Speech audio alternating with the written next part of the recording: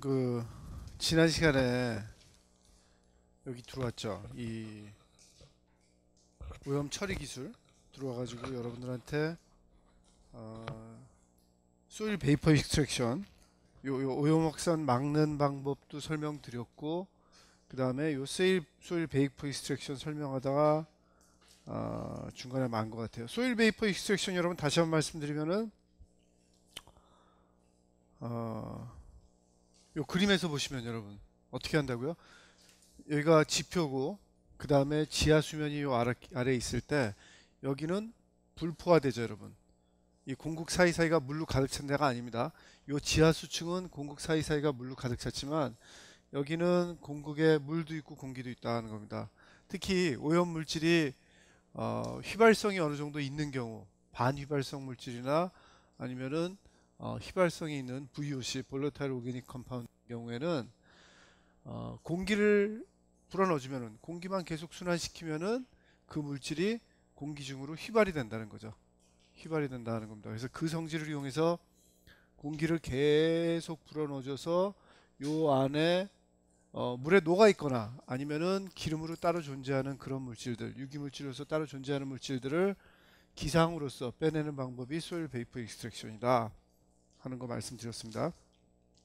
그래서 이 소일 베이퍼 익스트랙션의 특징은 인시추다. 인시추라는 거는 요 오염된 지역을 따로 파낼 필요가 없다는 거죠. 파내지 않고 현장에서 그냥 놔둬가지고 요 인젝션 웨라고, 인젝션 그러니까 뭐 한자로 하면 정액이 되겠죠. 공기를 불어넣어주는 구멍하고 이렇게 공기를 빼내주는 그런 그 웨를 뚫어가지고, 정을 뚫어가지고 하는 거기 때문에 인시추다. 인시추로 하게 되면 여러분 뭐가 유리하다고요? 땅을 안 파도 되니까, 예를 들어서 지상에 뭐 건물이 있다거나 그러면은 그거를 안 건드려도 되는 거죠. 안 건드려도 되고 밖에서 보기에 특별히 뭐 하는 것처럼 안 보여요. 그냥 이렇게 구멍 두 개 뚫려 있고 뭐 여기 파이프 같은 것만 올라와 있겠죠. 그러니까 괜찮다 하는 거고. 반면에 단점은 뭐냐면은 우리가 눈으로 확인이 안 되죠. 확인이 안 된다 하는 겁니다.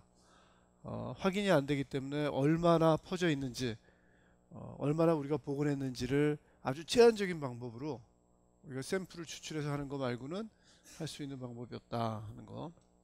그게 안 좋다는 겁니다. 인시추의 반대말은 여러분 뭐라고요? 현장외라고. X시추, EX 슬래시 C추, X시추가 있다는 겁니다. X시추라는 거는 현장외, 그거는 이거와 반대로 이걸 다 파내는 거예요 여러분.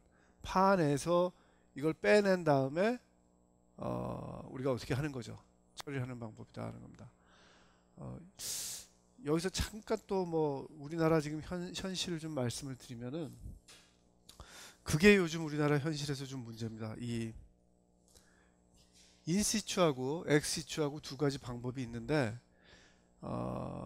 원래 다른 나라에서는, 미국 같은 데서는 인시추 기술도 많이 써요. 인시추 기술도 많이 쓰는데, 인시추 기술은 우리가 눈으로 확인이 안 되고, 그 다음에 위에 암만 해도 뭐 건축물이 있다거나 아니면 시설이 있기 때문에 할 수 있는 게 좀 제한적이다 하는 겁니다.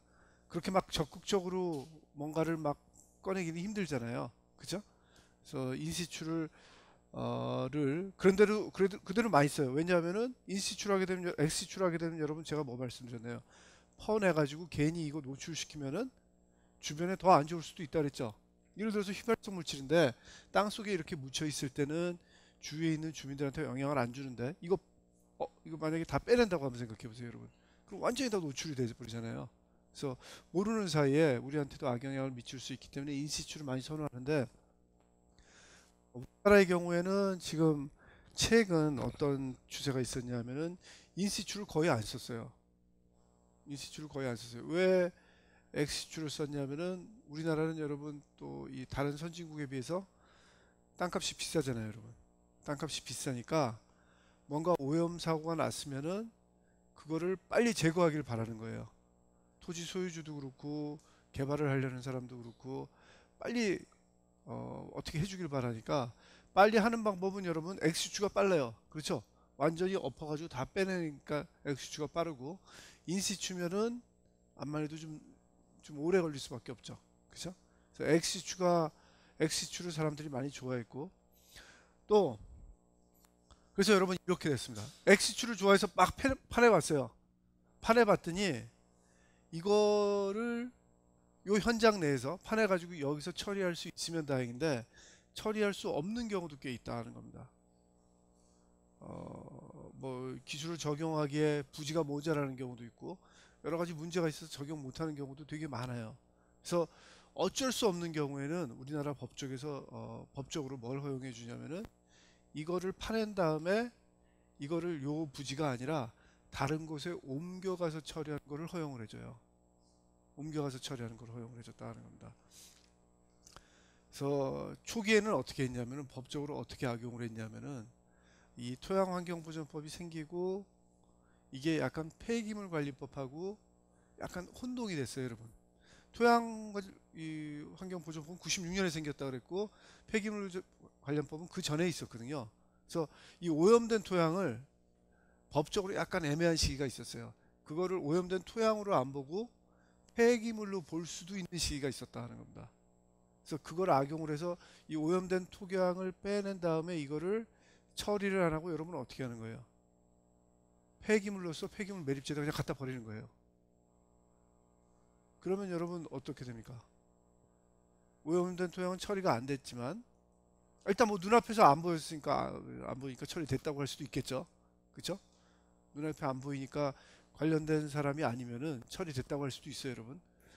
그런데 이거를 원래 정화하기로 한 사람은 예를 들어서 실제로 이 공정을 제대로 다 하면은 뭐 예를 들어서 10,000원이 드는데 실제로 뭐 10,000원이 들면은 만 원어치 써가지고 실제로 보고 이 정화를 해야 되는데 그걸 안 하고 단지 그걸 퍼내가지고 여러분 폐기물 매립지에다 갖다 버리면은 돈이 훨씬 쌀 거 아니에요. 거의 운송 비용만 들 거 아닙니까? 그쵸? 그래서 싸게 그렇게 갖다 버렸었고 처음에는. 그래서 그거는 법적으로 규제를 했어요. 못하게 했더니 그 다음에는 여기서 현실적으로 안 되는 거는 어떻게 했냐면은 이거를 어떤 특정 지역에 다 가져갔어요. 그래서 이걸 반입 정화장 그래가지고 이 정화 회사마다 시골에다가 어떤 부지를 사가지고 자기네가 예를 들어서 뭐 서울에도 있고 부산에도 있고 대구에도 있고 그 오염된 지역을 정화하는 사업이 있다면은 그 오염된 토양을 다 이걸 다 퍼와가지고 어디 충청도 어디쯤에 산골에 가가지고 거기서 정화를 했다는 겁니다. 정화를 하게 해주고 있어요 지금은. 자 그랬더니 뭐가 문제냐면은 그 뭐 물론 허가를 받은 합법적인 거지만 그 충청도 산골에 있는 주민들은 뭐예요 여러분?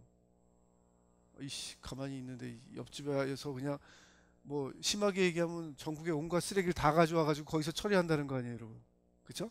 처리를 하는데 뭐 그걸 말끔하게 잘하면 다행인데 그것도 여러 가지 뭐 유해 물질이 날아다닐 수 있잖아요. 괜히 피해 볼 수도 있고 또 그거를 전국에서 다 모아가지고 가지고 오면은 산골에 어떤 그 자기네 나름대로의 정화장에서 하면은 요즘은 대부분 잘하긴 하는데 여러분 좀 관리가 좀 허술할 수도 있잖아요.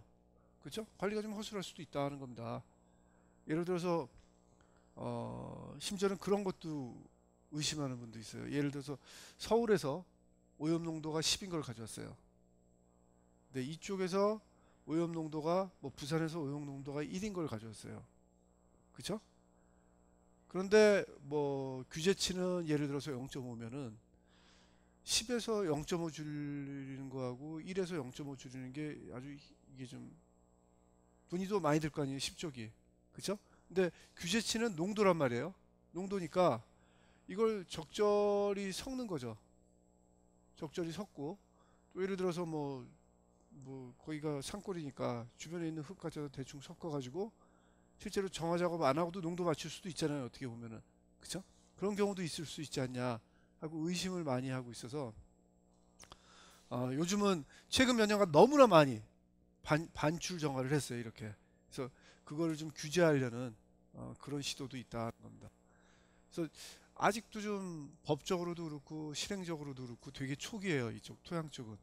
그래서 매년 법이 조금씩 바뀌고 그거에 따라서 또 새로운 뭐 그 사업 형태가 나오고 그래서 또 그게 괜찮나 하는 걸 또 계속 체크해야 되고 아주 좀 다이내믹하다 하는 겁니다.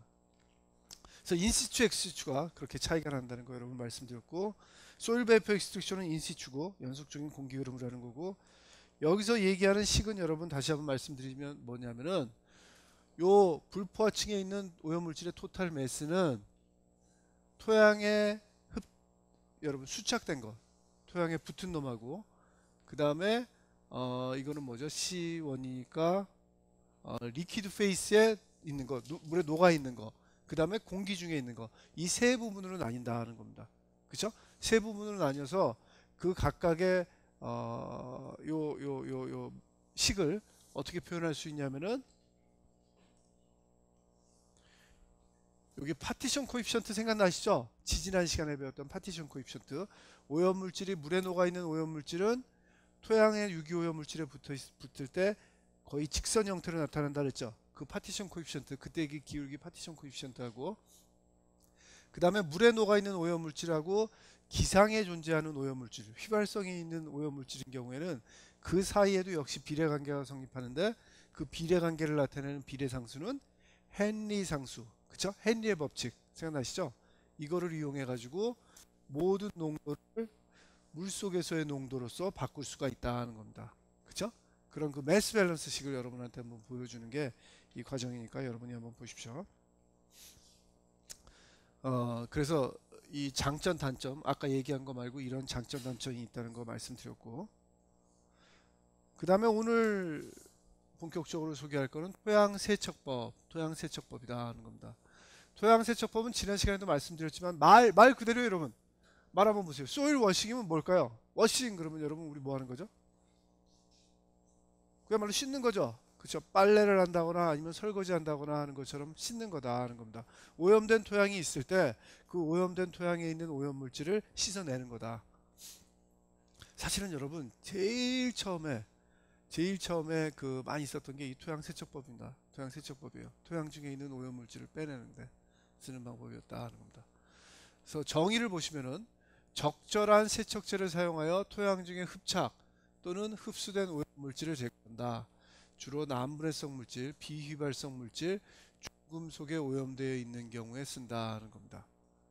자, 이거는 인시추도 되고 엑스시추도 돼요. 다 할 수가 있다. 인시추라면은 이 그림에서 본 것처럼 오염된 토양이 이렇게 있을 때 한쪽에서 물을 넣어줘요. 그냥 물을 넣어줘도 되고, 일단 그냥 물을 넣어주는 경우 한번 생각해 봅시다. 그냥 물을 넣어주고 이쪽에서 물을 또 뽑아줘요. 그러면 어떻게 되냐면 이거는 불포화층도 되고 여러분 대수층도 돼요. 포화층도 돼요. 물을 넣어주고 빼주면은 요 공극 사이에 물의 흐름이 생기죠. 물의 흐름이 생기면은 물 속에 있는 오염물질은 그 물의 이동에 따라 가지고 우리가 저번 시간에 배운 여러분 플로우 이퀘이션, 물의 플로우 이퀘이션에 오염물질이 트랜스포트 돼가지고 트랜스포트 이퀘이션 해가지고 같이 움직일 거고, 또 여러분 이렇게 될 거 아닙니까? 소일 베이퍼 익스트랙션에서 배우셨던 그 원칙 그대로 예를 들어서 토양 입자가 하나 여기 있고 오염물질이 여기 이렇게 붙어 있어요. 그쵸? 그런데 특히 이게 토양 유기질에 이렇게 녹아 있는 경우, 유기오염물질에서 이렇게 수착된 경우, 흡수된 경우, 여러분 파티셔닝 된 경우에는 요 농도하고 물속에 존재하는 농도하고 여러분 어떻다고요? 앞에서 보셨지만 비례한다 그랬죠? 파티션 코에피션트 kPa에서 비례한다 그랬죠? 근데 지금 하는 건 뭐냐면은 요 물 부분이 계속 움직여요. 지금 예를 들어서 토양 중에 하나 존재하고 여기 하나 존재하는 그런 비례 비율이라면은 가만히 물에 있을 때 하나하나씩 존재할 거예요. 근데 물을 계속 흘려줘요. 물을 흘려주면은 여기 하나 녹아있던 게 없어지고 깨끗한 물이 또 올 거 아니에요, 여러분. 깨끗한 물이 오고 평형 상태가 되면은 여기 하나 있던 오염물질이 어떻게 될까요? 반은 빠져나오겠죠. 반은 빠져나와서 여기 0.5 존재하고 여기 0.5 존재하겠죠.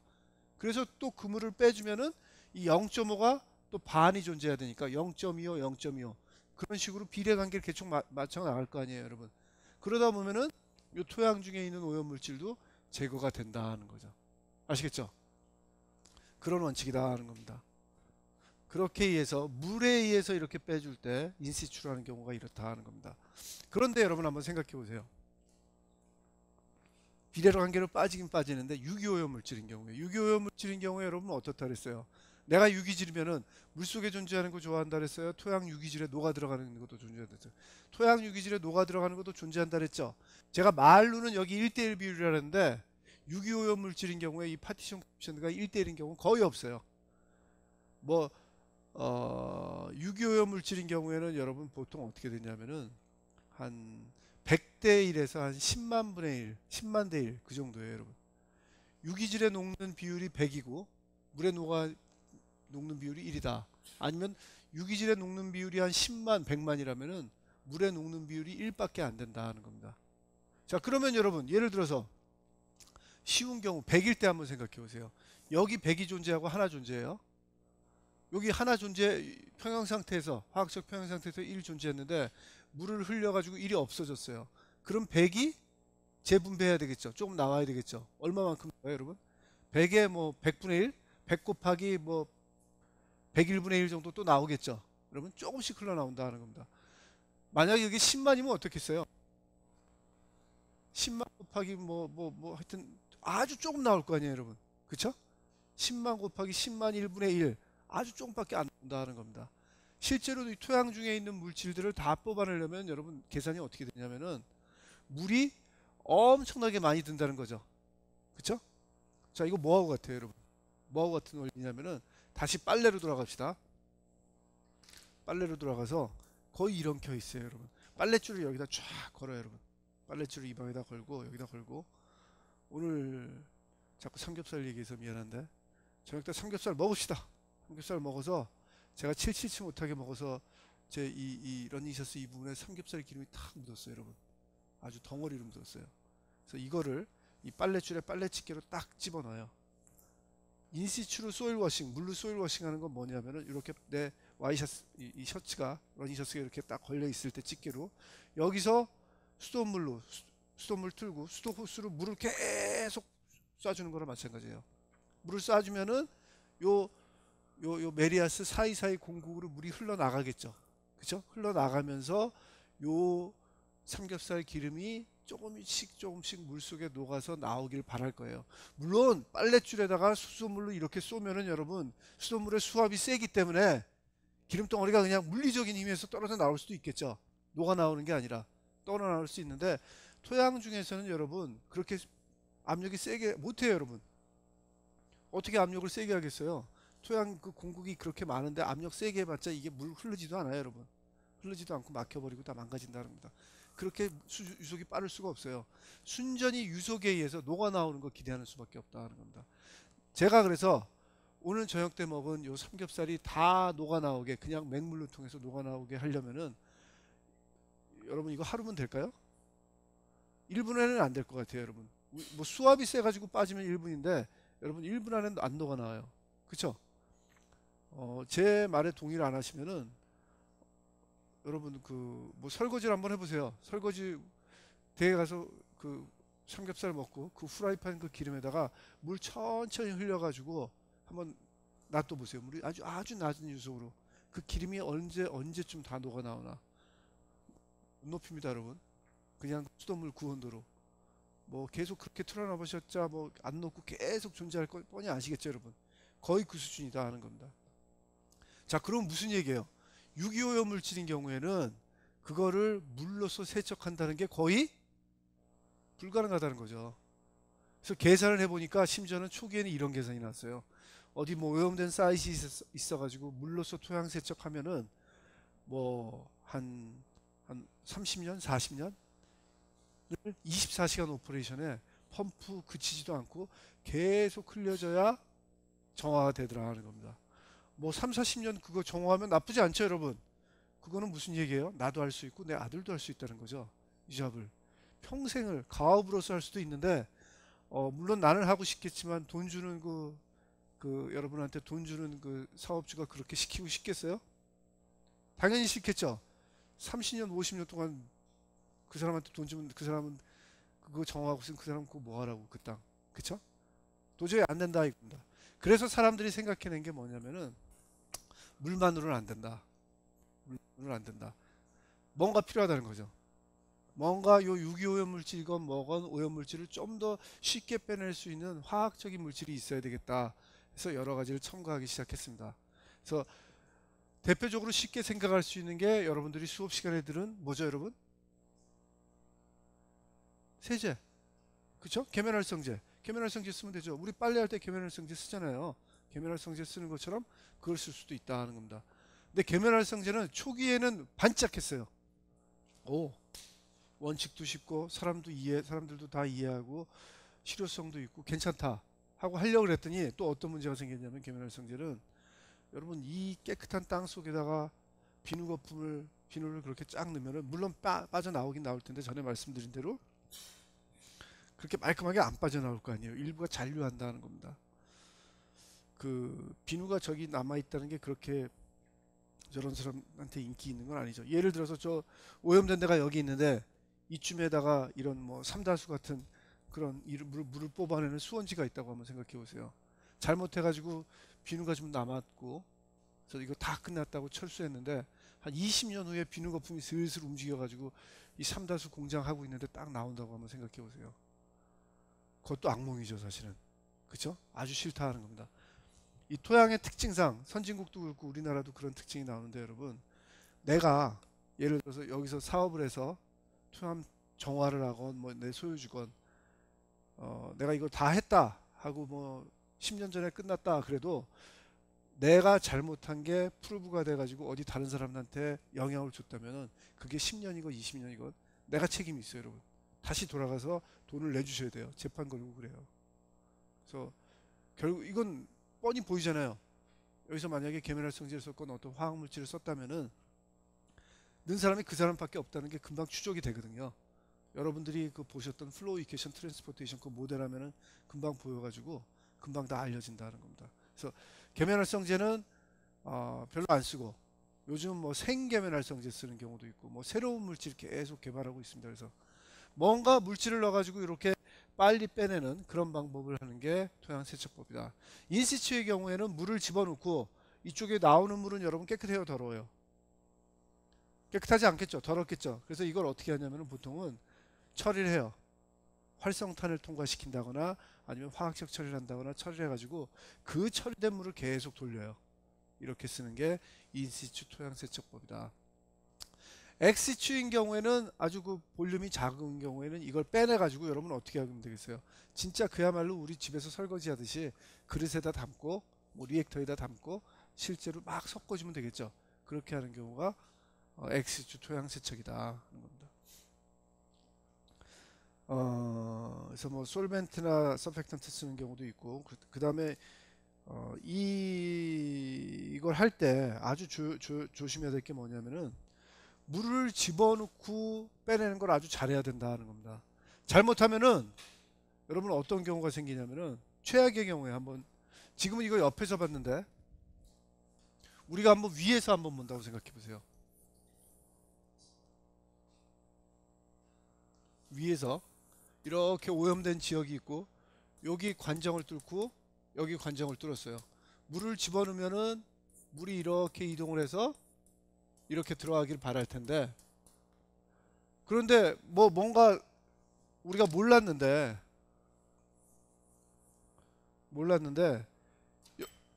아우 깨버렸다. 네. 여기가 상당히 불투수층이더라. 물이 잘 안 통하더라. 근데 오염은 또 돼 있어요. 근데 물을 막 집어넣었더니 어떻게 됐냐면 어떤 사고에 의해 가지고 예상치 못한 물의 흐름에 의해 가지고 요 이렇게 물을 집어넣은 게 다 일로 안 나가고 이 오염물질 일부가 일로 퍼질 수도 있잖아요, 여러분. 그쵸? 근데 인시추인 경우엔 내가 그걸 알 수 있어요, 없어요? 몰라요, 여러분. 이런 경우에 잘하려고 여기다가 뭐 모니터링하는 그런 관정을 뚫어가지고 샘플을 하긴 해요. 근데 그것도 운이에요, 여러분. 여러분 그런 얘기 드시죠? 어머니 아버님들 이거 대장 내시경하고 그런다고 용종 본다고 그런 얘기 들으셨어요? 그래서 뭐 여러분은 아직 안 하시겠지만 뭐 이렇게 카메라를 집어넣어가지고 같은 거 있으면 떼내고 그러잖아요. 근데 그거 하면 좋긴 좋은데 그런 얘기도 들으셨을 거예요. 그 용종 발견하는 그 확률이라는 거는 진짜 얼마 안 된대요. 운이라는 거죠. 운 좋아서 보면은 떼지는 거고 못 보는 경우도 많다는 거죠. 못 보면은 좀 있다가 진짜 아파서 암 걸려서 병원 가는 경우가 많다는 거죠. 그런 거하고 마찬가지예요. 몇 군데 이렇게 찍었는데 그 찍은데 우리가 보고자 하는 그 오염물질을 보면 다행인데 못 보면은 뭐 어쩔 수 없죠 뭐. 그쵸? 별 수가 없어요. 자, 이렇게 돼 가지고 만약에 요 오염물질이 오염된 지하수가 일로 퍼져버리면 여러분 이렇게 이러면 어떻게 되는 겁니까? 헐, 그야말로 그래야 되는 거죠. 망한 거죠. 원래 오염 지역이 요만큼이었는데 괜히 둘쑤셔놔 가지고 더 퍼트린 거죠. 오염 지역을 더 넓혀놨어요. 그래서 이런 경우가 우리 같은 엔지니어한테는 아주 최악의 또 악몽이죠, 여러분. 시나리오죠. 그래서 원래 계산할 때는 요만큼만 딱 물을 얼만큼 집어넣어 가지고 얼마만큼 작업을 해서 그러면 요게 딱 복원이 되겠다. 그래서 공사 비용이 10,000원이다. 10,000원이라고 해가지고 딱 수주를 했는데 약간 수익까지 해서 한 20,000원에 수주를 했는데 이렇게 퍼져버리면 여러분 저거 붙잡고 그러는데 한 30,000원 든다 그러면은 회사 망하는 거죠, 여러분. 회사까지 하면 안 망해도 여러분은 상사한테 별로 좋은 얘기는 못 들을 겁니다, 여러분. 그쵸? 아주 안 좋은 경우가 생긴다는 겁니다. 그래서 주의해야 될 게 펌프인하고 펌프아웃을 잘 사용 얼마나 잘 사용해야 되냐면 사용이라고 강조를 했겠어요, 여러분. 잘하라 이겁니다, 여러분. 그렇게 잘 해야 되며 오염된 지하수의 플룸의 이동을 잘 조절해야 된다. 위치 선정이 아주 중요하다. 그쵸? 그래서 이거는 미리 하기 전에 그라운드 워터가 지하수가 어떻게 움직일지 그런 모델링 같은 것들 꼭 해봐야 돼요, 여러분. 그래서 되게 중요하다는 겁니다.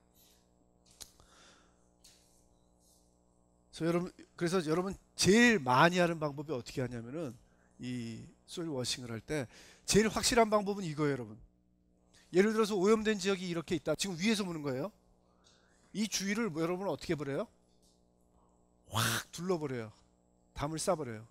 담을 어떻게 싸냐면은 지표면에서부터 불투수층까지 아예 뭐 쇠판을 박든지 뭘 박든지 쫙 이렇게 딱 가둬버려요, 여러분. 가둬버리고 그 안에서 물을 넣어주던 빼주던 하면 마음 편하죠. 그쵸? 그렇다 하는 겁니다. 이거를 해야 우리가 제대로 할 수 있다는 겁니다. 자, 이거 한 제대로 된 예가 뭐가 있냐면은 여러분 난지도 우리 지금은 지금도 있죠, 난지도. 그쵸? 난지도 산 가보셨어요, 여러분? 공원? 그 밑에 축구장은 가보셨어요? 월드컵 경기장 말고 월드컵 경기장은 가보셨어요? 가보셨어요, 여러분? 나는 월드컵 경기장 한 번도 못 가봤다가 제 여러분 선배예요. 98학번 선배인데 그러니까 우리 학부 나오고 대학원을 저한테서 석사까지 했어요. 그래서 논문도 아주 좋은 거 쓰고 뭐 특허도 출원하고 그 다음에 이 취직도 잘 됐어요. 롯데건설 연구소를 갔어요. 환경 쪽으로. 여러분 롯데가 요즘은 모르겠는데 얼마 전까지만 해도 아주 페이가 좋았어요.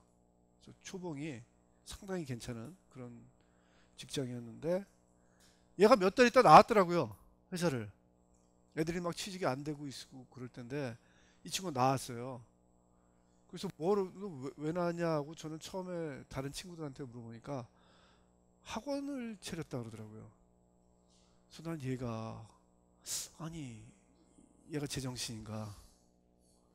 내가 보기에는 뭐 엄청나게 뭐 이 그 수험생들을 잘 가르치고 그럴 정도로 했다는 얘기 못 들었거든요. 그 정도 되면은 자기가 뭐 학부 때나 대학원 때 뭐 열심히 해가지고 그런 소지를 봤으니까 하지 않았을까 해서 얘가 좀 왜 그러나 하고 불렀죠. 불러서 너 어떻게 된 거냐. 내가 좀 너 제정신이냐 그 얘기를 하려고 했더니 아니 이 친구가 여러분 그냥 이 보습 학원을 만든 게 아니라 아나운서 학원을 만들었더라고요. 아나운서 학원을. 근데 나중에 얘기를 들으니까 우리 학부 다닐 때부터 아나운서가 그렇게 되고 싶었대요. 열심히 뭐 자기 시험도 보고 들락날락하고 그쪽이 상당히 전문가래요. 그래서 그 친구가 졸업한 지가 꽤 됐죠, 여러분. 98학번이니까. 근데 아직도 아나운서 학원 잘하고 있어요.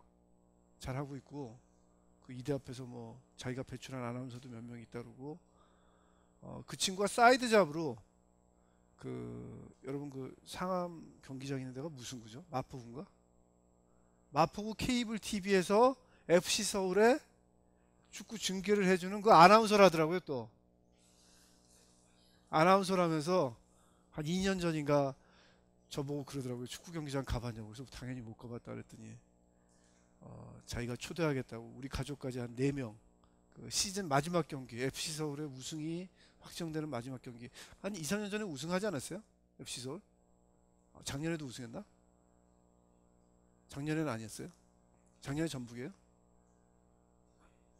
아 그래요? 그거보다 그러면 한 또 그 전에 한번 했을 때예요. 감독이 외국 사람일 때 거기 가서 봤죠. 봤어요, 여러분. 이 얘기를 하려고 한 게 아닌데. 게다가 이걸 녹화하고 있는데 이런 얘기하면 안 되는데. 그 친구가 여러분 또 사이드 잡으로 요즘 텔레비 나와요. 여러분 텔레비 보시면은 TV 보시면은 그런 광고 나와요. 어떤 광고 나오냐면은 보금자리론. 보금자리론인데 아파트를 뭐 계약하러 이 젊은 부부가 가요. 근데 여자가 그 옛날에 그 아나운서 하던 사람인데 최송현 부인이 최송현이고 예, 그 최송현이 그 아파트를 계약하자고 덜썩 그래요. 그랬더니 옆에서 남편이 아니 돈이 어디 있다고 그렇게 딱 붙잡는 그 역할. 근데 그게 어떻게 된 거냐면 그러니까 이 와이프가 남편의 그 보금자리론이 있다는 걸 알고 그걸 통해서 집 마련을 한다 하는 그런 스토리의 그 광고예요. 근데 꽤 길어요. 그 남편으로 나와요, 여러분. 보세요. 그리고 또 광고에 그 심심찮게 나와요.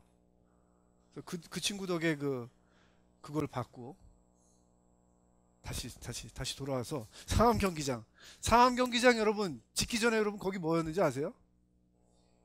그쵸? 쓰레기 매립장. 그래서 쓰레기가 올라간 게 여러분 그 난지도 이 산 올라와 있는 거 그거고 상암 경기장이 있는 데는 사실은 쓰레기 매립장이 아니었어요. 쓰레기 매립장이 아니라 뭐였냐면은 나중에도 여러분 말씀드리겠지만 거기 그게 있었어요. 이 재활용 그러니까 이 거의 뭐 서울에서 버리는 온갖 그 냉장고 그런 것들은 다 거기 모이는 그런 거 수거 장소가 있었고 좀 더 난지도 쪽으로 좀 가까운 쪽으로 지금은 공원인데 그 평지에 뭐가 있었냐면 여러분 엄청난 늪이 있었어요. 그 늪은 어떻게 만들어진 거냐면은 슬러지 있죠. 슬러지 얘기는 들어보셨어요? 하수 처리장에서 나오는 슬러지, 그쵸? 그런 것들을 다 거기다 그냥 갖다 버렸어요. 그런 거 다 갖다 버리고 그런 데들이 있었다는 겁니다. 그래서 그런 것들이 다 없어진 게 실은 그 월드컵 때문에 없어진 거죠. 월드컵 유치한 다음에 경기장 거기다 짓겠다고 해서 다 정리되고 지금은 공원도 괜찮고 여러분 뭐 월드컵 경기장 그 축구장도 괜찮은데 거기 좀 돌아가면 여러분 그 아마추어 사람들이 하는 그 축구장은 가보셨어요? 거기도 멋져요, 여러분. 혹시 조기 축구 하시면은 조기 축구 하는 사람들은 거기서 뛰는 게 꿈이라 그러더라고요, 여러분. 상당히 괜찮아요. 알아요? 알아요? 35만 원? 그 축구 경기장 빌리는데 2시간에 35만 원? 그렇게 하겠더라고. 여러분 안 가보시면 가보세요. 폼 나더라고요, 여러분. 네, 폼 나요. 그래서 그렇게 했다 하는 겁니다. 그래서 다시 돌아오면은 제가 그 얘기를 왜 했냐면은 난지도 그래서 축구 경기장을 만들겠다 해가지고 이 난지도를 뭘 좀 해야 되잖아요. 그 난지도 그 매립장이 여러분 어떻게 만든 거냐면은 79년도에 쓰레기를 그냥 갖다 버렸어요. 밑에다가 뭐 이렇게 뭐 막는 것도 안 하고 그냥 쓰레기를 갖다 묻기 시작한 거예요. 그래서 쓰레기 나중에 말씀드리겠지만 그 나온 침출수가 한강으로 그냥 다 들어가고 있어요. 그래서 그걸 뭘 좀 깨끗하게 해야 되겠다고 해서 90년대 초반에 제일 처음에 서울시하고 나라에서 한 게 뭐냐면은 난지도 주위를 이렇게 담을 쭉 쌌어요. 담을 쭉 쌌다. 근데 이 담은 밖에서는 안 보여요. 지 표면에서는 안 보이고 땅 속에만 있는 담이에요, 여러분. 땅 속에만 이렇게 담을 쌓아가지고 그 다음에 요 지하수 처리를 한 거예요, 여러분. 이렇게 하면 최고예요. 최고다 하는 겁니다. 그래서 이렇게 여러분 이렇게 단면으로 보시면 어떻게 되냐면은 오염된 지역이 이렇게 있다면은 이렇게 이렇게 막는 거죠. 요게 웰이고 이렇게 막아버리는 거죠. 그렇죠? 다른 쪽 지하수가 못 들어오게 이렇게 막는 그림이 된다 하는 겁니다. 맞죠, 여러분? 이렇게 되면 되겠죠. 불투층까지 이렇게 막아버리면은 요내에서 딱 막아지고 지하수가 예를 들어서 이쪽에서 이쪽으로 흐르면은 이렇게 돌아가겠죠. 돌아가니까 요 안에서 뭐 어떤 짓을 해도 되죠. 아직도 뭐 물 팍 넘어져 뭐 펌프인 해봤자 뭐 지하수 수입 조금 올라오는 거 말지 뭐. 그쵸? 어디 도망갈 일이 없으니까 괜찮다는 겁니다. 이거의 단점은 뭘까 여러분? 이렇게 삥 둘러싸면은 공사가 너무 커져요. 그쵸? 공사가 너무 커지고 가만히 생각해보면 내가 오버하지 않나 하는 그런 생각이 든다고요, 여러분. 그래서 사람들이 좀 스마트해졌어요. 스마트해져가지고 사람들이 여러 가지 변형을 많이 쓰는데 이런 변형도 많이 써요. 담을 지하수가 이렇게 흐르고 오염된 지역이 여기 있으면 담을 이렇게만 쌓아요. 배리어를 이렇게만 쓴다. 그럼 여러분 자연적인 지하수 흐르면 어떻게 될까요? 쭉 흘러오다가 이렇게 되겠죠.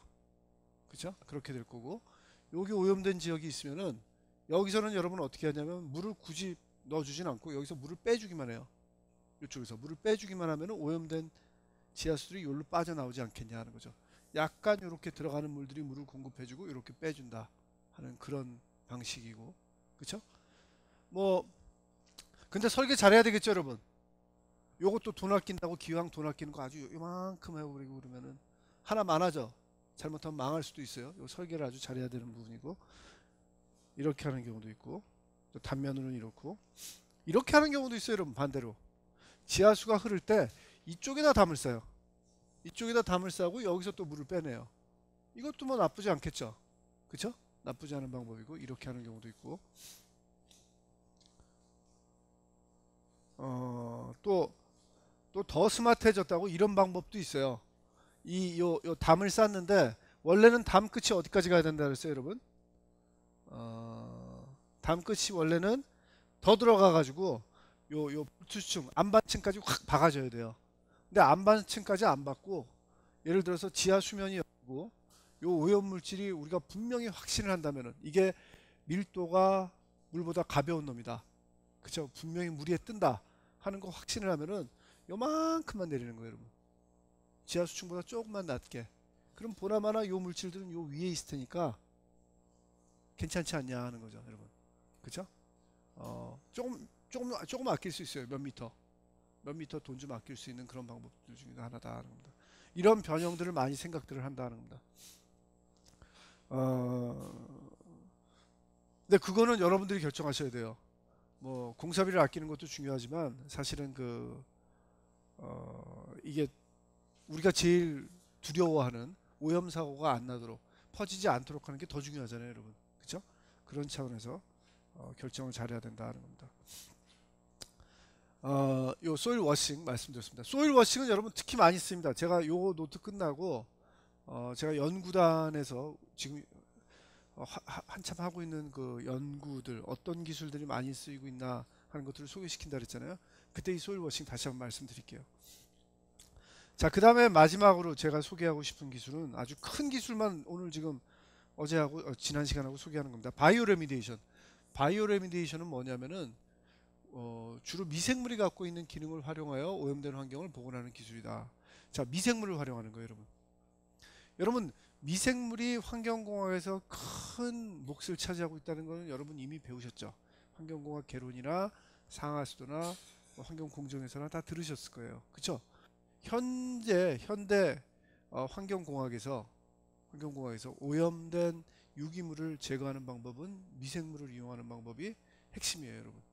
자, 미생물을 이용한다는 건 결국은 뭐죠 여러분? 미생물로 하여금 그 오염물질을 뭘로 사용하게 하는 거예요? 푸드, 그쵸? 기질, 먹이로 사용하게 해서 그걸 먹고 미생물이 살이 찌고 개체수가 늘고, 그 다음에 오염물질은 유기질 원래 물속에 녹아있던 게 미생물의 바디로 오는 거죠. 미생물의 그 개체로 와가지고 요 미생물을 제거하면은 되지 않냐 하는 그런 방법이 수처리에서 많이 쓰이는 방법이에요 여러분. 수처리에서 많이 쓰이는데 이 토양지하수에서는 그런 식으로 미생물의 바디를, 슬러지를 따로 모으진 않아요 여러분. 왜냐하면은 토양 중에 있는 오염물질, 유기질의 양은 실제로 수처리에 있는, 하수처리에 있는 그런 유기질의 양에 비해서 아주 작아요. 유기질 양이 얼마 안 된다는 겁니다. 미생물이 먹긴 먹어도 미생물이 그렇게까지 개체수가 늘진 않는다는 겁니다. 그래서 굳이 미생물의 그 개체수를 다시 수집할 그런 필요가 없고, 또 어떻게 보면은 수집 안 하겠다는 정당할 수도 있는데 그걸 수집할 수 있는 방법도 없어요 여러분. 땅속에 미생물 묻고 좀 넣은 거고 어떻게 뽑아내요 여러분. 뽑아낼 방법도 없어가지고 그냥 있는다 하는 겁니다. 물속에 있는 오염물질의 농도가 줄은 거로서 만족한다 하는 겁니다. 남지원 뭐해? 자, 그래서 미생물 기술로서는 크게 토양 중에서는 두 가지로 나뉘어진다. 바이오 스티뮬레이션하고 바이오 오그멘테이션. 자, 여러분 바이오 스티뮬레이션하고 바이오 오그멘테이션 단어 한번 보세요. 바이오 딱 빼면 스티뮬레이션 그러면 여러분 영어 공부 잘하시니까 아시죠? 무슨 뜻이에요? 자극이란 얘기죠. 그쵸? 오그멘테이션은 무슨 얘기죠? 오그멘테이션. 뭐 증가, 증대 그런 뜻이에요, 여러분. 그쵸? 그래서 단어가 얘기하는 뜻 그대로입니다. 바이오 스티뮬레이션이라는 건 뭐냐면은 그 정의를 한번 보면은 오염된 토양 지하수에 질소, 인, 유기물, 공기 등을 도입하고 현장에서 생식하고 있는 미생물의 정화 능력을 높이는 방법이다 하는 거죠. 이거는 무슨 얘기냐면은 마치 환자한테 영양분을 주는 거, 밥 잘 먹여가지고 스스로 병이 낫게 하는 그런 거하고 비슷하다면, 바이오 오그멘테이션은 뭐냐면은 오염 현장에서 정화 미생물이 생식하지 않고 있는 경우에 정화 생물을 도입하고 있는 경우다. 정화 미생물을 실제로 넣어주는 경우입니다, 여러분. 자, 이 경우에는 바이오 스티뮬레이션인 경우에는 미생물을 넣어주진 않았어요. 미생물은 현장에 존재한다고 보는 거예요, 여러분. 현장에 존재하고 있고 단지 미생물이 좋아하는 먹이들을, 그리고 미생물이 호흡할 수 있는 공기 같은 것들을 공급해 주는 거다 하는 겁니다. 그러니까 오염물질을 분해하는 주체인 미생물을 별도로 공급을 안 한 거죠. 바이오 스티뮬레이션은 단지 그 안에 있으리라고 생각하고 그게 잘 자도록 자극을 준 거죠. 자극을 준 거다 하는 겁니다. 반면에 바이오 오그멘테이션은 현장에 미생물이 존재하겠지만 현장 미생물을 믿지 않고 아예 그 오염물질을 존재할 줄 있는 미생물을 투여를 해주는 거예요. 현장에다가 미생물을 밖에서 키워가지고 집어넣어 주는 거다 하는 겁니다. 그래서 다시 한번 말씀드리지만, 예를 들어서 우리가 이 오염된 현장이 환자라고 생각하면은 바이오 스티뮬레이션은 밥 잘 먹이고 물 잘 먹여서 병 낫게 해주는 거다 하는 겁니다. 우리 감기 걸렸을 때 여러분 7일 앓는다 그러잖아요. 약 안 먹어도 7일, 약 안 먹으면 일주일 만에 낫고 약 먹으면 7일 만에 낫는다면서요. 의사 선생님이 그러시더라고요. 그래서 약 먹나 안 먹나 아무 차이 없다 이겁니다, 여러분. 일주일 그냥 걸린다 하는 겁니다. 그죠?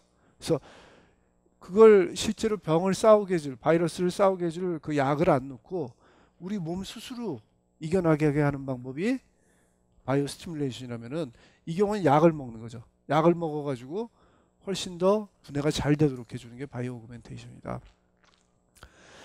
자, 이건 약간 요게 크게는 두 가지로 이렇게 나누는데, 이게 사실 두 가지 학문, 두 가지 다른 철학의 충돌이에요. 여기서 뭐냐면은 둘 다 사실은 바이올로지, 미생물, 그 생물학, 특히 미생물학에 베이스 두고 있긴 한데 두 가지 다른 시각이에요, 여러분. 바이오 스티뮬레이션은 어떤 생각을 하냐면은 미생물은 적응력이 뛰어나다는 거예요, 여러분. 어댑테이션, 적응력이 뛰어나다는 거죠. 적응력이 뛰어나서 여러분, 예를 들어서 원래는 오염이 안 된 현장이었다면, 토양 지하수층이라면은 거기 새로운 물질인 오염물질이 들어가잖아요. 그 오염물질이 어느 정도 시간이 지나면은 그 현장 안에 원래는 그 오염물질을 분해할 줄 모르던 미생물들이 있었을 거예요. 미생물은 여러분 어디든지 다 있다는 거 아시죠? 그렇죠? 동의하시죠? 그건 여러분, 심지어는 우리 바디를 생각하면은 개체수를 생각하면은 우리한테 엄청난 양의 미생물이 있다는 거 다 동의하시죠? 여러분 완전히 그 박테리아가, 여러분 서로들을 보세요. 여러분 서로들은 안 보이겠지만 저는 다 보여요, 여러분. 엄청나게 많은 박테리아가 다 존재하잖아요. 우리 피부에도 있고 머리에도 있고 그냥 붙어 있는 놈도 있고, 또 여러분 미생물이 엄청나게 역할을 하는 게 우리한테 뭐예요, 사실은? 소화, 장내에서 여러분 우리 밥 먹고 소화되는 거 다 미생물이 하는 거잖아요, 여러분. 그쵸? 엄청난 양의 미생물이 우리한테 있어요. 사실은 우리 몸 이상의, 뭐 어떻게 보면 우리는 사람이라는 이런 가죽 속에 미생물의 그냥 호스트예요. 호스트가 있어가지고 그냥 유지하는 거죠, 여러분. 마찬가지로 우리 같은 좋은 호스트에도 미생물이 있지만 땅 속에 우리가 전에는 생각하기에 미생물이 잘 못 살 것 같은 그런 환경에도 미생물들 다 존재하더라 하는 겁니다. 최근에 와서 발견한 것도 뭐 있는지 아세요, 여러분? 전에는 그런 얘기했어요. 아주 북극이나 남극 아주 추운데 얼음 덩어리에 가면 미생물 없을 줄 알았어요. 또 심지어는 여러분, 여러분 그 뭐 관광 사진 보셨을 거예요. 그 미국의 옐로스톤이나 뉴질랜드 같은 데 가면은 이 아주 뜨거운 온도에 샘물이 막 솟아오르는 데 있죠. 색깔 막 이상한 샘들. 그리고 그게 아주 산성이라는 얘기 들으셨어요, 여러분? 한 100몇 도의 물이 올라오는데 아직도 아주 강한 산성이에요. 그런데 미생물 안 산다고 생각했어요. 근데 최근에 와서 여러 가지 그 이 바이올로지 하는 사람들이 똑똑해져가지고 그거를 다 조사를 해보니까 미생물 다 살아요, 여러분. 거기도 박테리아가 다 있어요. 단지 그 박테리아가 우리 일상생활에서 보는 한 20도씨 이 온대지방에 우리가 사는 일반 환경에서 사는 그런 종들이 아니라 다른 종들이라서 우리가 그걸 추출해내지 못했던 거지, 다 산다는 게 다 발견이 됐다는 겁니다. 맞아요, 여러분. 여기 지구의 주인은 우리가 아니에요, 실은. 우리는 잠시 주인인지 알고 있었지만 우리보다 더 오랜 역사를 갖고 이 지구상에 있었던 것들이 다 미생물들이다 하는 겁니다. 그리고 우리는 착각하고 있겠지만 사실은 그 누군가 지네끼리는, 미생물들끼리는 다 뭐 그렇게까지 커뮤니케이션을 안 하겠지만 커뮤니케이션을 해가지고 우리를 이용하고 있을지 알아요, 여러분? 공룡이 당했듯이 우리도 또 당할 수도 있잖아요. 잠시 주인세 하다가 물러날 수도 있다는 겁니다, 여러분. 그렇게 우리보다는 어떻게 보면 더 생명력도 길고 더 적응력도 있는 놈들이다 하는 겁니다. 그래서 오염물질이 들어가면은 처음에는 그걸 분해 못하겠지만 시간이 지나면은 세대에 걸쳐서 미생물들은 그걸 분해할 줄 아는 방법을 배운다 하는 겁니다. 미생물 개체가 배우는 게 아니죠. 개체가 배우는 게 아니라 우리 유전하고 똑같아요, 여러분. 다윈의 그 진화론하고 똑같다 하는 겁니다. 예를 들어서 여기서 이런 오염물질, 하기엔 너무 깨끗한데, 이 오염물질을 여기다 딱 던졌어요. 여러분들은 6개의 다른 종의 미생물이라고 한번 생각해 봅시다. 그러면은 처음에는 이 오염물질을 여러분들은 다 분해할 줄 몰랐어요. 남지원 분해할 줄 몰랐어요. 그런데 이 중에서 이거를 조금이라도 분해할 수 있는 그런 성질이 있는 놈들이 있다는 거예요. 죄송합니다, 놈이라 그래서. 분이 한 분은 있을 거다 하는 겁니다. 예를 들어서 뭐 이런 거죠. 이게 약간 채소다. 아주 쓴 채소인데 대부분 사람들은 고기 먹는데 익숙한데 그래도 학생은 채소를 먹을 줄 알았다 하는 겁니다.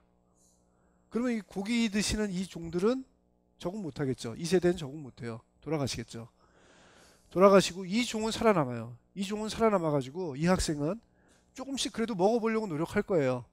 먹어보려고 노력하면서 소화는 안 되지만 힘들게, 지금보다는 훨씬 더 그 미생물의 생을 마감할 때쯤 되면 훨씬 더 지금 안 좋은 모습이 되겠죠. 지금처럼 잘 못 먹고 아주 힘들지만 살아남는다 이겁니다.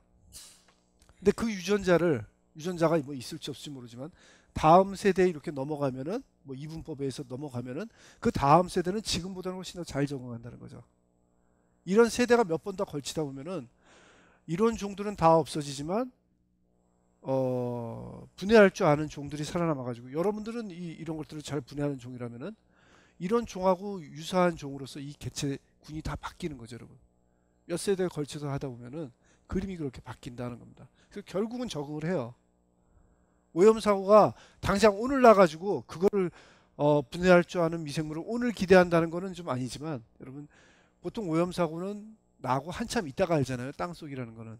그래서 분명히 분해할 줄 아는 미생물이 존재하기 때문에 그 분해할 줄 아는 미생물한테는 그것이 잘 살 수 있도록 그 환경만 조성해 주면 된다는 게 바이오 스티뮬레이션이고, 바이오 오그멘테이션은 뭐냐면은, 아니 뭐 그럴 필요 있냐, 야씨 내가 실험실에서 그런 미생물 내가 그 잘 만들어 가지고 넣어주면은 다 되지 않냐 하는 그런 시각이 두 번째다 하는 겁니다. 근데 제가 여러 가지 그 리터처를 보고 제 경험에 따르면은 바이오 오그멘테이션은 약간 오버예요, 여러분. 그럴 필요 없어요. 바이오 스티뮬레이션으로 다 돼요. 근데 상식적으로 생각하면 여러분, 미생물 내가 뭐 키워가지고 그렇게 하면 되지 않냐 했는데 그런 시도를 여러 번 했거든요. 최근 한 20년간 전 세계에서 다 해봤는데 안 돼요. 왜 안 되냐면은, 넘버원 이유가 뭐냐면은, 실험실에서는 만들 수 있죠. 잘 키워낼 수 있죠, 그런 미생물. 근데 실험실 환경하고 실제 요 토양에 있는 환경하고 아주 달라요, 여러분. 실험실에서 잘 살더라도 저기 들어가면 곧장 죽어요, 대부분. 적응이 잘 안 되더라 하는 겁니다. 그래서 잘 안 되더라 하는 겁니다. 심지어는 어떤 시도 있었냐면, 한 10년 전에는 미국에서 슈퍼박테리아 그래가지고, 여러분 슈퍼박테리아 요즘 신문 찾으면 안 좋은 걸로 나올 거예요. 병원에서 항생제가 안 듣는 그런 박테리아로 나오는데, 또 아주 거의 슈퍼맨급의 그런 박테리아를 개발하려고 그랬어요. 만들려고, 키워내려고 그랬죠. 그래서 이 박테리아는 어떤 박테리아냐면은 예를 들어서 오염물질의 종류가 A, B, C가 있다면은 보통은 한 종만 분해할 줄 아는데 얘는 이 각각을 분해할 수 있는 미생물로부터 좋은 점만 다 끄집어내 가지고 뭐든지 다 분해할 수 있는 놈을 하나 만들어내려고 그랬죠. 그래서 실험실에서 만들어냈다고 좋아했어요. 근데 해보니까 역시 안 되더라 이겁니다. 그다음부터는 시도도 안 해요 사람들이. 시도도 안 해요. 그래서 이런 것들은 주로 어떤 분들이 많이 하냐면 그 미생물 아주 순수 미생물 전공자들 그분들이 이 공학을 모르고 할 수 있다고 막 주장을 많이 해요. 그래서 대표적인 경우가 신문 보면은 뭐 뭐든지 분해할 수 있는 박테리아를 개발했다 하면서 뭐 미생물학자인 그분이 뭐 환경에 쓰겠다 하고 개발하는 분들 요즘도 많이 나와요. 그렇게 실패를 많이 하고도 계속 나오는데 그런 분들이 이런 얘기들 많이 하고 보통은 이것만 돼도 충분히 되더라 하는 겁니다. 아시겠죠? 자, 이것은 마찬가지로 이 바이오 레미네이션은 인시추도 있고 에시추도 있다. 근데 인시추로 하는 경우에는 아까 그 물 흘리는 것처럼 거기다가 거기다가 여러분 소일 워싱하고 되게 비슷해요. 하는 방법이. 이런 소일 워싱 할 때는 여러분 어떻게 한다 그랬어요? 한쪽에서는 물 넣어주고 한쪽에서는 물 빼준다 그랬죠. 물 넣어줄 때 그냥 물만 넣어주는 게 아니라 주로 산소를 많이 넣어줘요, 여러분. 산소를 녹여서 물에다가 녹여서 집어넣어주면 되죠. 그럼 이 땅 속에 있는 오염물질에 있는 미생물들이 산소 공급을 받는 거죠. 그렇죠? 그런 방법들을 많이 넣어주고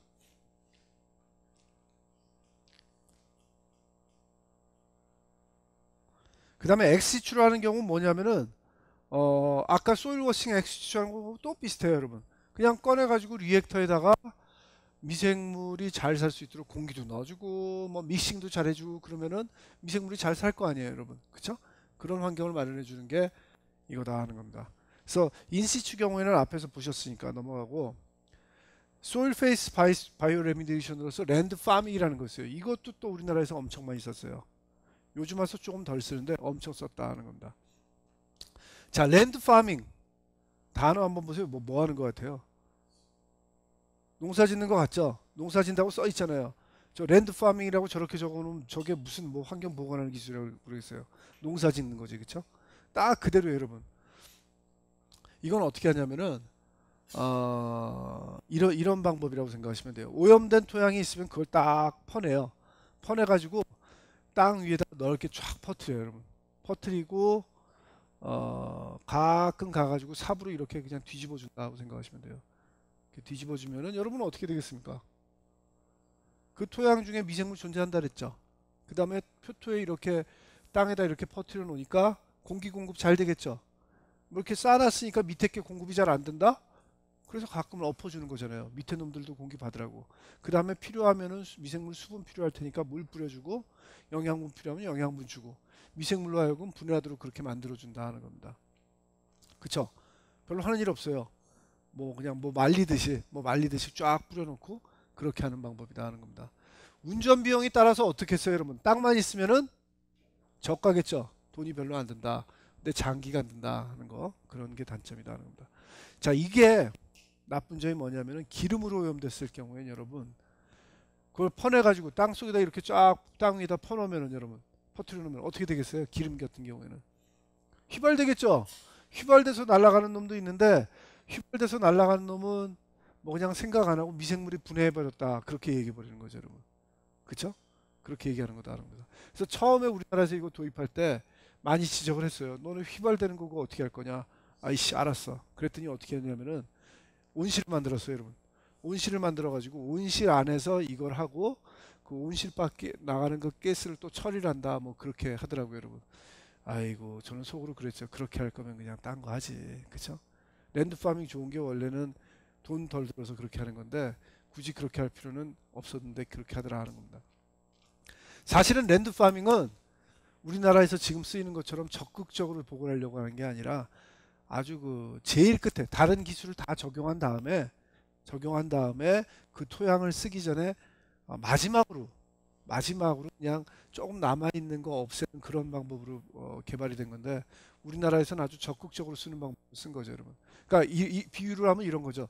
원래 랜드 파밍은 우리 머리 감을 때 여러분 남학생들은 잘 안 하겠지만 머리 감는다면 이 샴푸를 하고 린스를 하잖아요, 여러분.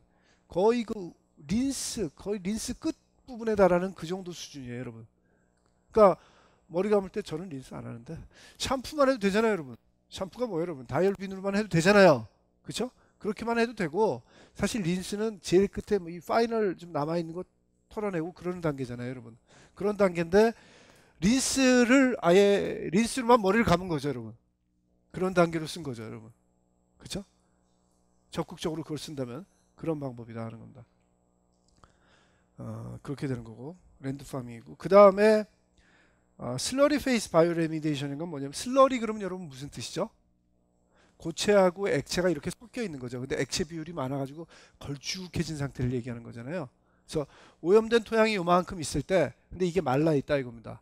근데 미생물은 습기를 좋아하잖아요. 그래서 물을 많이 버져요. 물을 많이 버져가지고 통 속에다가 걸쭉한 죽처럼 넣어가지고 그걸 이렇게 섞어가지고 미생물이 잘 살도록 해주는 게 슬러리 페이스 바이오 레미데이션이다. 자, 여러분 읽어보시면 되고. 그래서 여러분 그림 보시면 여기 통 속에 들어오고, 이건 무슨 표시예요? 여러분 믹서 얘기하는 거죠. 잘 섞는다는 그런 얘기를 해준 겁니다. 그냥 고체만 있을 때보다 물이 있으면 훨씬 더 잘 섞여지죠. 이런 것들을 얘기해 준다. 그 다음에 인시추 바이오 레미데이션은 아까 얘기한 것처럼 그냥 물을 넣어서 하는 거하고 아주 비슷하다. 마찬가지로 이렇게 빼내가지고 또 처리하고 깨끗한 물을 그대로 쓰는 거는 소일 워싱하고 그대로고, 단지 깨끗한 물을 쓰는 게 아니라 물에다가 필요한 여러 가지 영양분, 공기 같은 걸 많이 넣어준다는 겁니다. 제일 많이 넣어주는 게 여러분 다시 한번 말씀드리지만 공기를 넣어준다. 왜 공기를 넣어줄까요? 사실은 공기를 넣어주는 게 아니라 산소를 넣어주고 싶은 거죠. 산소를 넣어줘가지고 미생물로 하여금 O2를 공급하고 싶은데 O2만 공급하려면 돈 드니까 공기를 넣어주는 거죠. 공기의 5분의 1은 물이니까, 산소니까. 근데 문제는 뭐냐면은 물에다가 공기를 공급하는 방법이 여러분 어떻게 돼요? 일단 이 상태에서 내가 공급해주고 싶은 게 여기다 공기예요, 여러분. 그 다음 공기만 쫙 불어넣어주면 될까요? 여기가 물로 차 있는데, 여러분 그냥 내가 여기다 빨대를 꽂아가지고 그냥 공기를 후 불어넣는다고 생각하시면은 어떻게 되겠어요, 여러분? 실험해 보세요, 여러분. 오늘 저기 수업 끝나면, 아니면 여기다가 그냥 빨대 하나 꽂아가지고 훅 불어보세요, 여러분. 어떻게 돼요? 공기방울이 뻘뻘뻘뻘 여기로 다 올라와 버리죠. 그쵸? 옆으로 안 가요. 다 올라와 버린다는 겁니다. 일로 안 간다는 겁니다. 그래서 좋은 방법은 물을 이동시킬 때 물속에 같이 녹여서 보내는 게 최고죠. 자, 그렇다면은 물에다가 공기를 녹여서 보내자. 근데 여러분, 물에 공기가 잘 녹아요? 잘 안 녹죠? 그쵸? 몇 ppm 수준이에요, 녹는 게. 얼마 안 된다는, 아니, 이거죠, 여러분. 10만 분의 몇 밖에 안 녹아요. 물 100만 갈 때 한 10 정도밖에 안 녹는다는 겁니다. 그래서 그렇게 좋은 방법이 아니어가지고, 또 어떤 방법을 쓰냐면은, 그러면 순수 산소를 녹이자. 순수 산소를 녹이면은 조금 더 용해도가 올라가니까 그렇게 한다든지. 아니면 뭐 오존을 녹이자. 오존을 녹이면 여러분 O2보다는 O3니까 O가 하나도 많잖아요. 잘 녹을 거고. 아니면 뭐 하이드로전 페록사이드 이런 걸 녹이자 해가지고 뭐 이런 방법도 많이 쓰는데, 여러 가지 뭐 대안을 추라해 봤는데 별로 안 좋더라고요. 그냥 공기 녹이는 게 제일 낫더라고요. 그래도 뭐니 해도. 그래서 공기를 녹이는 방법으로 많이 쓰고 있다 하는 거 여러분들 봐주시면 되겠습니다. 자, 그래서 대표적으로 많이 쓰이는 기술 세 가지 여러분한테 소개해드렸어요. 뭐요? 소일 베이퍼 익스트랙션, 소일 워싱, 그 다음에 바이오 레미데이션. 그 세 가지 축으로 해서 여러분 한번 생각해 주시고,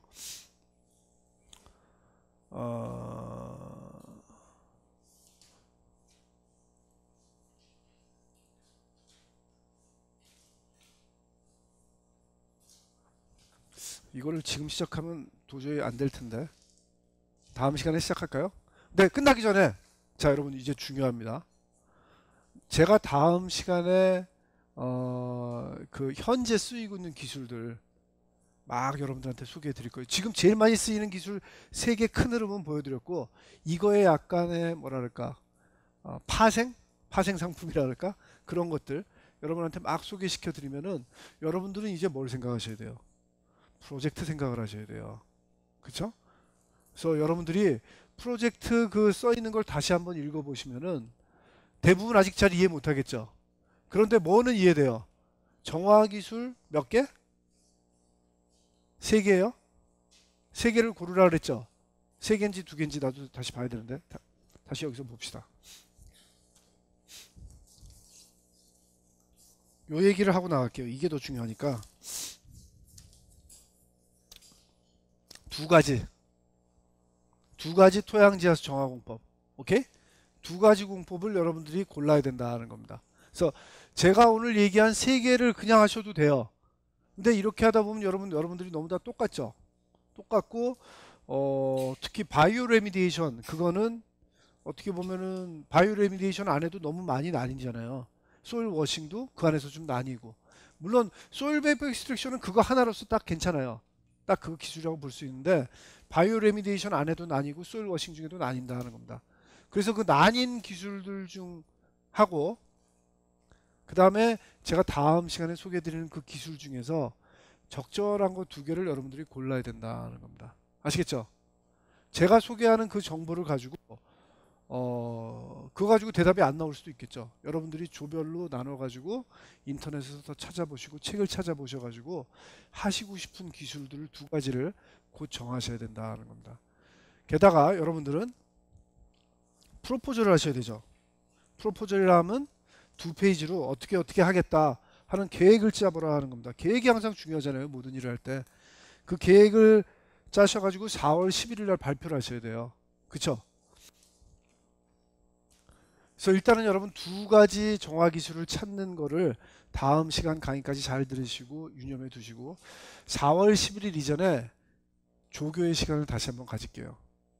조교가 와서 여러분들이 프로포절 주면은 어떤 내용을 넣어야 되는지, 그리고 파이널 골에 대해서 여러분들한테 다시 한번 좀 설명을 드릴게요. 이제는 여러분들이 제일 처음에 들으셨을 때하고 조금 달리 느껴질 거예요. 왜냐하면 여러분 이제는 정화 기술이 뭔지는 좀 아셨잖아요.